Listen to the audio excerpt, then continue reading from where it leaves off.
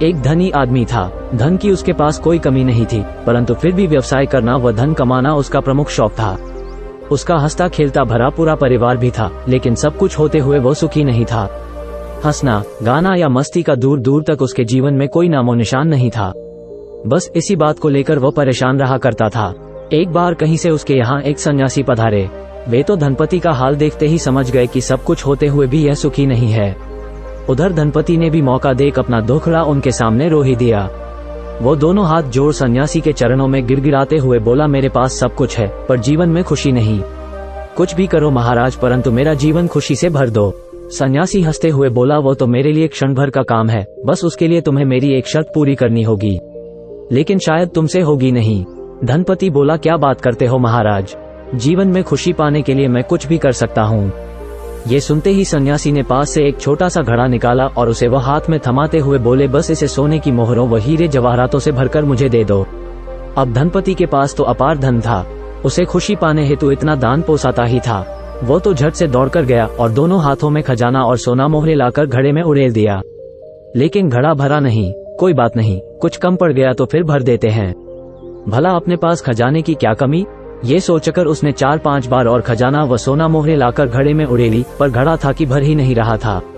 धीरे धीरे कर खजाना तो खाली होता जा रहा था, पर घड़ा अब भी भरने का नाम नहीं ले रहा था। उधर अपने घड़े का ये खेल देख सन्यासी तो मंद मंद मुस्कुरा रहा था, परंतु वो धनपति बड़े सकते में आ गया था। माजरा पूरी तरह उसकी समझ के बाहर हो गया था। लेकिन चूंकि घड़ा भरने का वचन दिया था, सो पूरा तो करना ही था। बस वो हीरे जवाहरात उसमें लगातार उड़ेले जा रहा था, लेकिन घड़ा नहीं भर रहा था। ऐसा करते करते उसका पूरा धन चला गया, लेकिन था अब भी घड़ा खाली का खाली। ये देख वो धनपति सन्यासी के कदमों में गिर पड़ा और दोनों हाथ जोड़ते हुए पूछने लगा, महाराज, ये घड़ा किस चीज से बना है जो मेरा पूरा धन हजम करने के बाद भी नहीं भर रहा है। सन्यासी हंसते हुए बोला, यह आकांक्षा और महत्वाकांक्षा की मिट्टी से बना है। तुम अपनी ही क्या, पूरे संसार का धन भी इसमें डाल दोगे तो भी यह नहीं भरने वाला। बस तुम्हारा भी यही हाल हो चुका है। तुम्हारे मन बुद्धि की महत्वाकांक्षाएं इतनी मजबूत हो गई है कि कितना ही कमा लो तुम्हारा मन भर नहीं रहा है, जबकि जीने हेतु जितना चाहिए उससे कई गुना पहले से ही तुम्हारे पास है। जिस रोज तुम इस महत्वाकांक्षा के जाल को तोड़ने में कामयाब हो जाओगे, उस रोज तुम्हारे जीवन से ये दौड़ा भागी समाप्त हो जाएगी, और तभी तुम इस धन का अपने लिए और दूसरों के लिए सकारात्मक उपयोग कर पाओगे।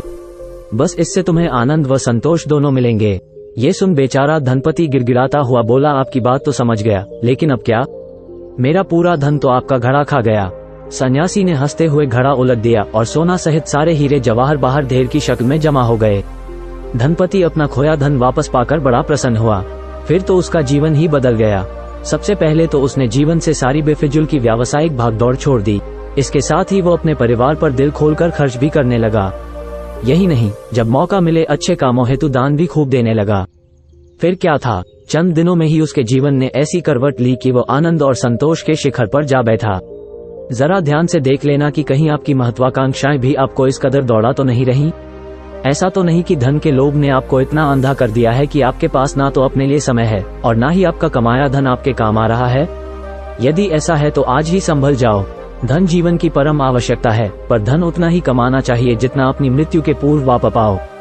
धन में पाप नहीं यदि साथ में दान करने का दिल भी रखते हो तो, वरना सिर्फ धन के पीछे की अंधी दौड़ कमाने में भी कष्ट देती है और साथ में हजारों व्यावसायिक झंझटें भी झेलवाती है।